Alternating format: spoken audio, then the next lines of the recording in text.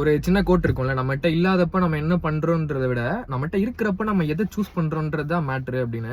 இத்தனை நாள் வந்து சூப்பர் மார்க்கெட் போயிருக்கேன், ஆனா ஒரு நாள் கூட நான் இது வந்து யோசிச்சதே இல்லை. கண்டிப்பா நான் சொல்றப்ப நீங்களும் யோசிச்சிருக்க மாட்டீங்க. வெஜிடபிள்ஸ் வாங்க அந்த சாக்லேட் கவுண்டர்ஸ் எல்லாம் தாண்டி போறேன். அப்ப வந்து சின்ன வயசுல வந்து வீட்டுல நான் வந்து இந்த சாக்லேட் கவுண்டர் சைடு போனாலே வந்து ரொம்ப எல்லாருமே அடம் பிடிச்சிருப்போம். கண்டிப்பா அந்த மாதிரி அதெல்லாம் ஃபிளாஷ் ஆகுது. அப்ப யோசிச்சு நம்ம அந்த வயசுல நம்ம யோசிச்சது வந்து நான் சம்பாதிக்க ஆரம்பிச்சப்ப எனக்கு என்னெல்லாம் அதுல பிடிக்குதோ நான் அதுல வாங்கிப்பேன் அப்படின்ற மாதிரி தான் யோசிச்சிருப்பேன். நான் இல்ல, எல்லாருமே அதான் யோசிச்சிருப்பீங்க நீங்க. ஆனா இப்ப அந்த கவுண்டரை தாண்டி நான் பேக்கா காய் வாங்கிட்டு வரேன் போயிட்டு. இதுல எனக்கு இன்னொரு ஆச்சரியமான விஷயம் ஒண்ணு என்ன தெரியுதுன்னா, இப்ப நம்ம டயட் பண்றதுனால நமக்கு இதெல்லாம் அவாய்ட் பண்ணணும்னு தெரியுது. ஆனா அந்த வயசுல நம்ம அதெல்லாம் அவாய்ட் பண்ணணும், டயட் ஃபாலோ பண்ணணும்னு எந்த இதுவும் இல்ல. ஆனா அவங்களுக்கு வந்து நம்ம இது வாங்கி கொடுக்க கூடாது அப்படின்னு ஒரு இது இருக்கு. அவங்க நம்ம கேட்டப்ப கூட எக்ஸ்பிளைன் பண்றக்க மாட்டாங்க பெருசா. இல்ல அது வேணாம் அப்படிதான் சொல்லிருப்பாங்க. ஆனா அதுக்கான ஆன்சர் வந்து இப்ப நம்ம கிட்ட இருக்கும். இப்ப நம்ம அந்த கவுண்டரை தாண்டி வெஜிடபிள் வாங்குறது தான் அப்ப நம்ம கேட்ட எக்ஸ்பிளனேஷனுக்கு அவங்க கொடுக்குற ஆன்சர். மீனிங் நம்ம எக்ஸ்பீரியன்ஸ் பண்றப்பதான் நம்மளுக்கு அது புரியும். நீங்களும் இப்படிதான் இருக்கணும், இதுதான் ரைட் அப்படிலாம் சொல்ல. இருக்க வரைக்கும் ஜாலியா என்ஜாய் பண்ணுங்க. பட் ஒரு சர்டன் பாயிண்ட் மேல நம்ம பாடி என்ன வேணும்னு அதுவே நம்மகிட்ட சொல்லணும். அப்ப வந்து நம்ம